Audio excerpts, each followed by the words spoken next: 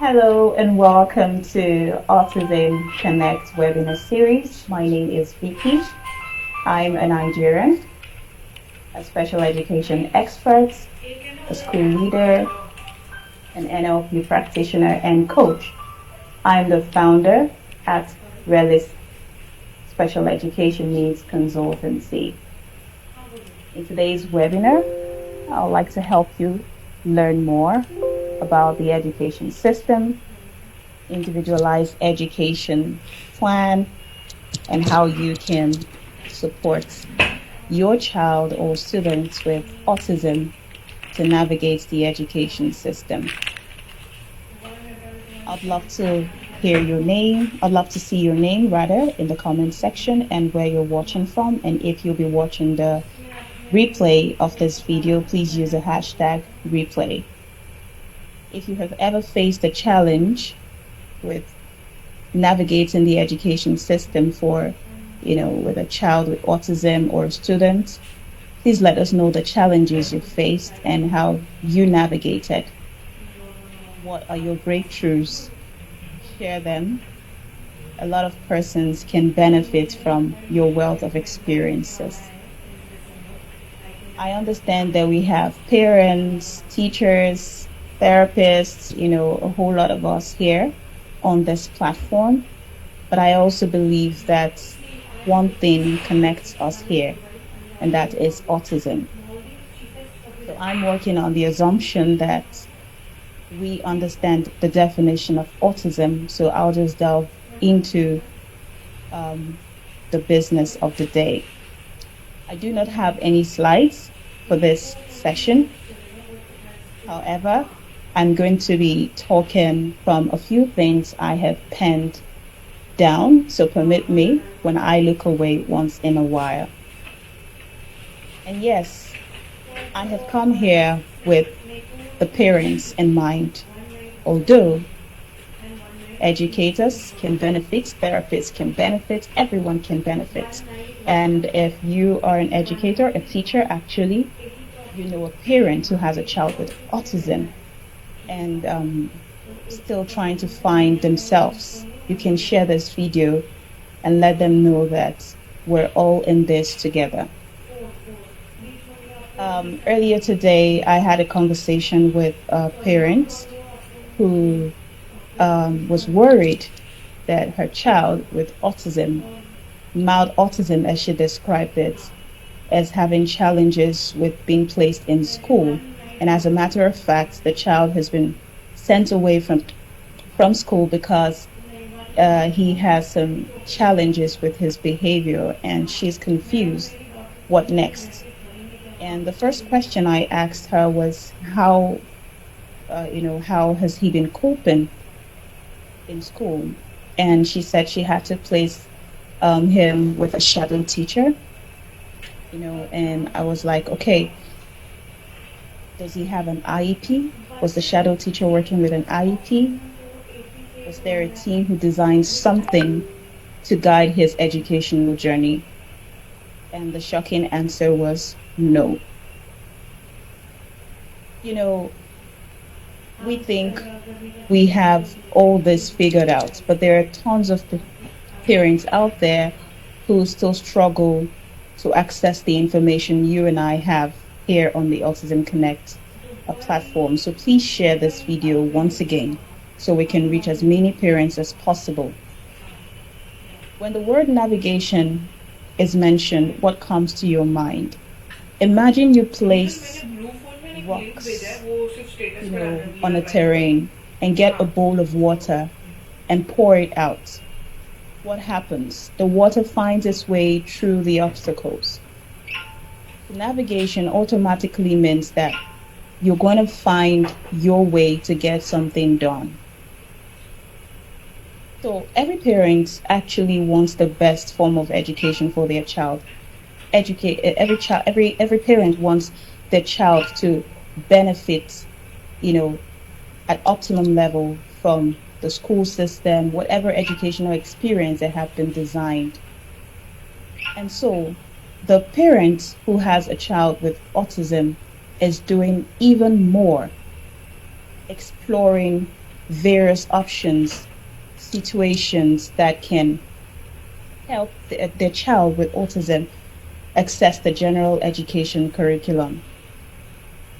If you are that parent who is still asking questions like how, when, what, then hop on this webinar.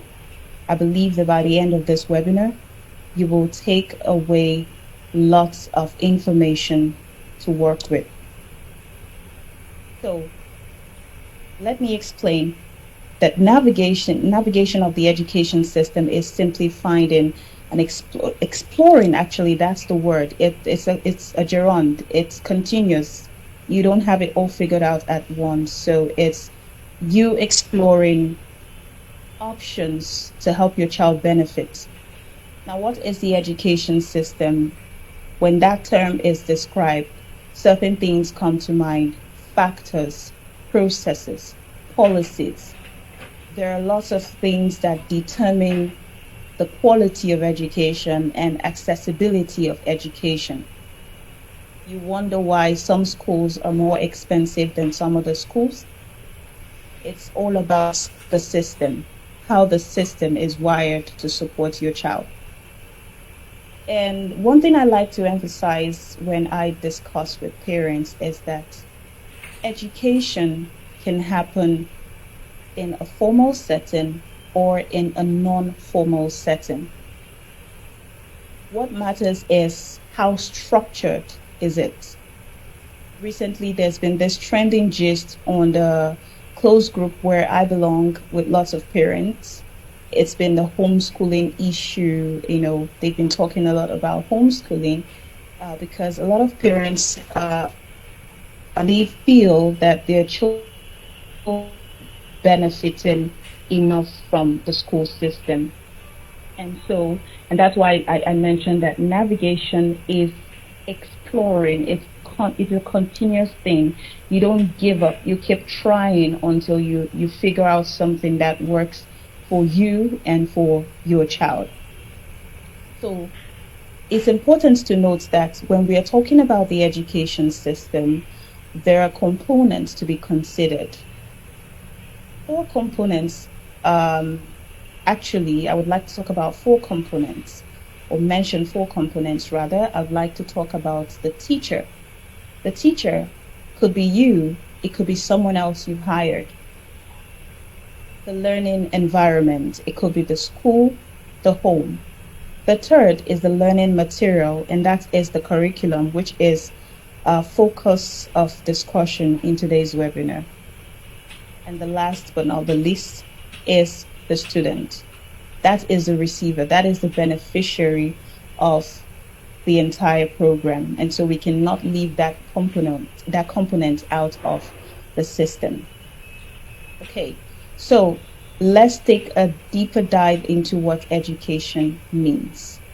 What does education mean to you? I want to know. When you watch this video, leave your comments on what you think education is. Education, for me, is a purposeful activity. It's a purposeful activity with the intent to transmit knowledge, skills, character traits, and whatever quality you think a child should have, to the student. Education is supposed to position your child for lifelong learning.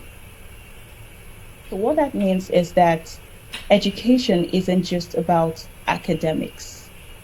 It's not just about going to school. Many parents I know who have children with special needs in general are usually excited at the thought of sending their kids to school because they just want to fit into the crowd. They just want to do what others are doing. And it really doesn't matter if this child is taking away something. So it's one thing to teach, and it's another thing for the child to learn. But to those parents, I want you to know that education is beyond sending your child to the school environment and pick up at the close of school. Education is a whole lot more than that. And so I like to also tell parents, if you think the school system, which is a formal education system, isn't giving you what you desire, it's okay to consider other options. But whatever you do, you should have a team of people who are versed in education guiding you on your journey. So let's look at the learning material, which is the focus of today's conversation. The learning material, which is the curriculum. So in a regular school, you have a plan of activities for the school year.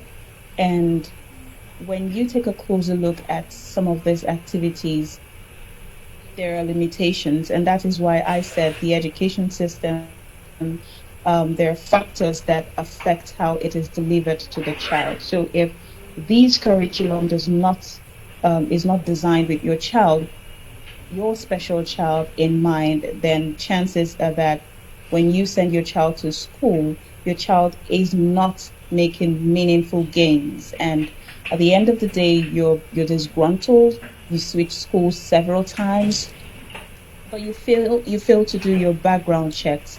You fail to find out how a school can accommodate your child with autism. It's important to have that conversation before you enroll your child. And it's also okay to have testimonials about a place you plan to enroll your child, because I've heard parents who say they said this, but they're doing something different. And maybe it's not really what it is. Maybe they're just not meeting your expectation. And for a parent like you, it's okay to consider some other options that you think you may have more control over. But like I said earlier, it's important that you do this with a team of people who are versed in the education space, or people who understand your child. So the IEP is already a household name for families who have children, young ones, teenagers, adults with special needs. And so, you're used to that terminology, that it is a working document that contains the educational goals that your child your child is going to be receiving in a formal school setting.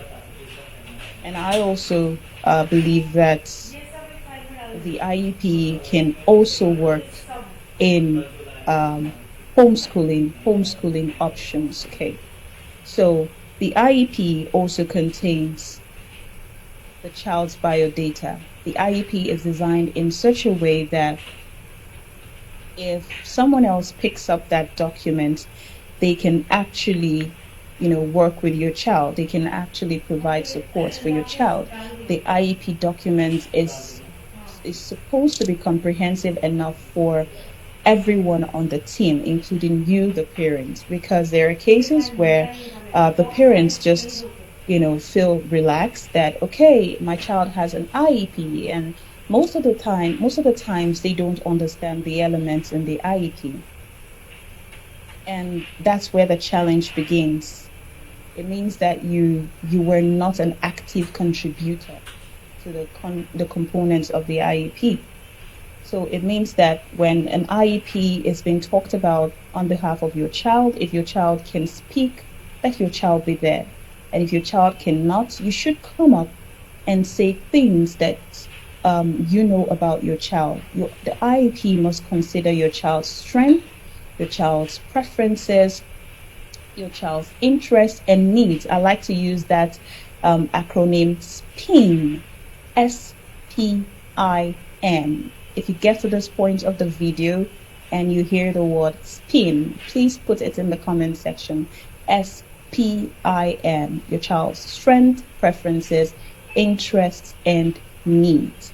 It's important that you as a parent have this information at your fingertips and ready to share with other members on the IEP team.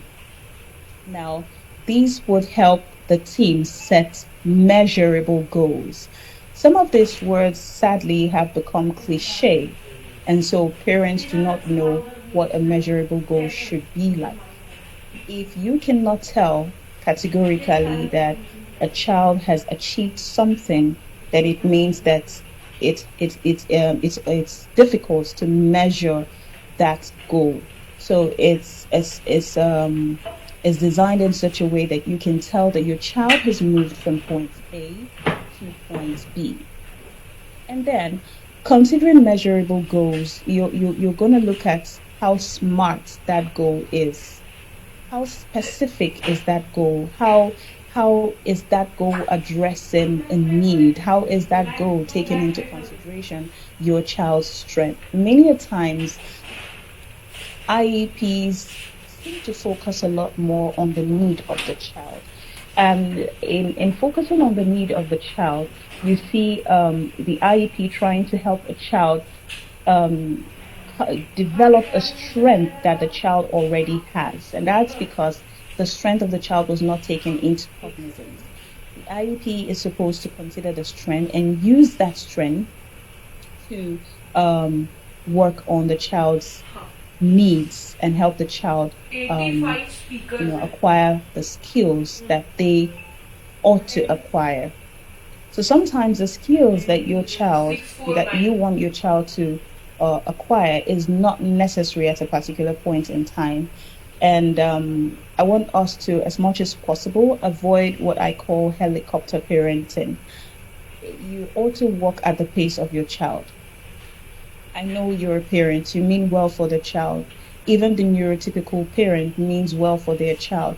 But there is something about working at your child's pace. It's important to consider where your child is at.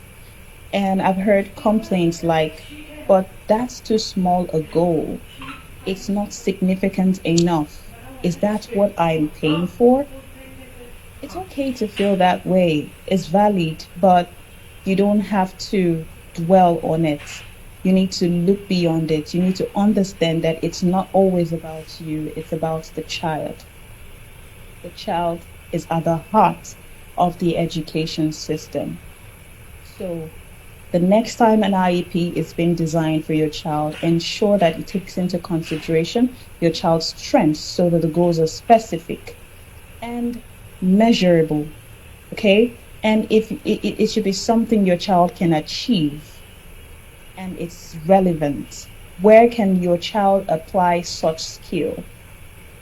Sometimes a child is taught to do something, and there is that challenge with generalization.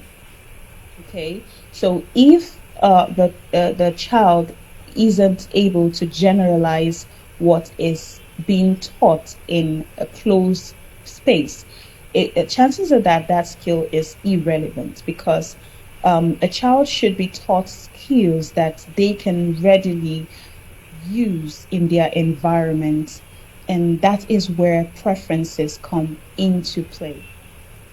Whatever a child should be dealing with at a particular stage of their life, in the environment where they live, these are the things that you should consider when designing an IEP. And how long are you looking to help this child achieve it? That's where we talk about the time bound. So when we say SMART goal, the SMART, we mean specific, measurable, achievable, relevant or realistic, and timely or time bound goals. So how long are you going to provide that intervention? Meaning that if I want this child to acquire a certain skill in 3 months, it means that in 3 months I'm going to check back to see that my child has acquired these skills. So an IEP is supposed to address your child's needs in social interaction, social communication, behavior, sensory processing, learning, and any other thing your child may be needing. So it's important to understand your child. My name is Vicky. Someone else bears Vicky. And that's all you know. It's Vicky. Do you know who I am? Now I want you to know that autism is just a name. Do you know your child? If you know your child, let me know by saying, I know my child. Because if you know your child, you wouldn't struggle so much to support your child. and everyone around you will benefit from the wealth of knowledge that you have about your child. Autism is the name. Your child's personality is what we're looking at. Okay, so let's talk about the aspect of transitioning. What am I looking to help my child achieve after this set goals? And also consider reporting. How can how am I going to be informed? How do I get informed about what my child has been doing? So if you're a teacher, a therapist, you should take reporting really seriously. I've also had a parent who complained about not receiving adequate progress reports about the child with autism. And I bet there was an agreed time frame to deliver progress reports, but apparently this parent wasn't receiving it. So the parent became disgruntled and switched schools. So it's important that that aspect of the IEP is taken into consideration. Everyone who is going to be on the IEP team should be knowledgeable about what the IEP is about and how it works. Many times the IEP fails even before it starts because the people who are there, some persons do not take it serious. They feel it's just a document, it's just to fulfill, some righteousness. Just like I asked the parents earlier today, does your child have an IEP? Yeah, there is every high likelihood that the child could have an IEP, but no one is adhering to the contents of the IEP. This is another problem. It takes a team of committed individuals to see that an IEP is implemented appropriately and progress is monitored and the child benefits from the system. We do not feel happy when parents spend so much and get very little or nothing out of the system. And that is why I am open to whatever setting that allows you educate your child in the best way possible. In the end, it's just about the child. So I want to just mention few tips I have outlined here that you should take into consideration when you plan to support your child with autism. First, you need to understand your child. I've mentioned that earlier. Look beyond the label. Look beyond the medical disability. Develop a social model that encourages your child to thrive. Develop an environmental model that allows your child to be himself. So it's important that you understudy your child. It's okay. The term autism is just for you to know that it comes with a triad of impairments. That's okay. But now your child is going to present differently on that spectrum. And that is why we agree with the saying that once you meet a child with autism, you've met just one child with autism. So the next child is different. And that really happens to life, actually. Everyone is living life on a broad spectrum. We're all different. We all have our preferences. And even a set of twins are different. So it's okay to have a child that is specially different. And that's okay. All right. So the next point will be that you learn as much as possible about how to care for your child. Because if you notice your child is a picky eater or hyperactive, all you need to do is find out what the cause of that hyperactivity is and deal with the root cause of it. And rather than coming up with maybe a behavior intervention plan, which is not bad, but you need to understand if it is something you can tackle locally, just at the home front before escalating it. Then you should seek support early enough. A lot of parents think that it's okay to wait it out. I don't think it's okay to wait it out. Whether your child has special needs or not, the moment a child is not doing something they should be doing at a particular age, it's important you begin intervention. It really doesn't matter if it's a neurotypical child or a neurodivergent child. If your child is not walking at the stage they should walk, then you begin intervention. If your child is not speaking at the age they should speak, you should begin intervention. Some parents feel my first child spoke at age 5. The second may speak at age 5. And to their dismay, the second could go beyond age 5 before they get to talk. I'm an ardent believer that you should understand the child developmental milestones. When you know the child developmental milestones, you know what your child should be doing at a particular stage of their life. And so you can follow through, begin intervention when you notice any anomalies. And then when your child is school age, it's important to consider an IEP if your child's diagnosis falls under the categories of disabilities that qualifies for an IEP. It's important you begin to talk to the professionals who are in charge of special education and begin to work on something that can help your child achieve those things that they are yet to achieve. Remember that your child is struggling with these things, not because they cannot learn it. Everyone can actually learn if they are availed the opportunity to do so. Some persons seek the opportunities, others wait for the opportunities to come to them. In a case like the child with autism, of course you have to present them with the opportunities because they're still growing, and that's just it. They're still growing. So you have to create an environment that is enabling enough for them to achieve the things that they should achieve, realize their potential. So the next point I have here is that you should be involved in every step of the IEP process. The IEP is a process. The special education is a process.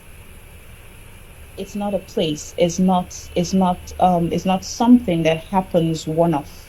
It's a process.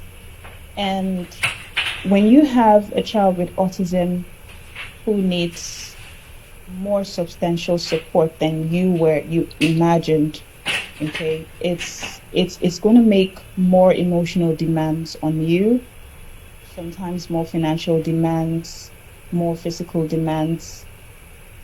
And so you just have to be ready. So when we talk about being involved in the IEP process, it's about you being there physically, making time, being there with your heart out. You need to give it your best shot. There is a reason why you have the child with autism. It's because you can handle that child. I know it's hard, but you need to quit comparing. For every time you compare, you make yourself feel terrible because you're questioning the God who has given you that child. Let's not go religious right now. Okay, the last one I have here, the fifth point, which is not the list isn't exhaustive actually, but I just had to get out 5 points for the sake of our time. The fifth one here is collaboration. Communicate. Collaborate. There is never enough of it. Your child needs the best. Your child needs your support. For you to successfully navigate the education system, whether it's a formal setting or in a non-formal setting, such as a homeschooling setting, you need that collaboration. You cannot walk alone. You need to be there for your child. You need to show your child that it's possible. Never give up. I've seen adults with special needs who are really grateful right now that they have parents who never gave up on them. Someday your child will tell the story of how you overcame, all of the limitations that came before you. And what matters is that you're progressing, you're making progress, you're moving. It's either you're crawling or you're walking or you're running. Just do any of that, but don't stop. Get involved, communicate. Arm your child's teacher with the knowledge that they need to effectively work with your child. And they would in turn share ideas that have worked with your child at school. And I want you to also know that the school is not a daycare for your school-aged child with autism. Your child should learn. If you want your child to be in a school setting, your child should learn. If you want your child to be in a non-formal setting like the homeschooling, your child should learn. Never give up. Pray for strength always. There is a famous quote. Her name is quite very strong. I don't want to make an error pronouncing that name, but her quote is about how you view your child. She said that at no point in time should you think that there's a different and a better child hiding behind autism. This is your child. Embrace your child's strength, celebrate the quirks. And if you have to put in so much more effort than you thought you should be putting in, that's the goal. That's the goal. That's the reason why you have that child, because you have that in you. You have the potential to put in that extra effort, and that is why you have that child. So that is the quote I want to leave you all with this afternoon. It's afternoon in Nigeria. I don't know what time zone you are in right now, but it's afternoon here in Nigeria. So that's the quote I want to leave with you all this afternoon, and I hope it blesses your heart, blesses your day, and helps you find peace in parenting your child with autism. Thank you so much, Autism Connect, for having me on this webinar series. It's been a great pleasure, and I hope to do this some other time with you all. Thank you. नहीं छोटा वाला ही है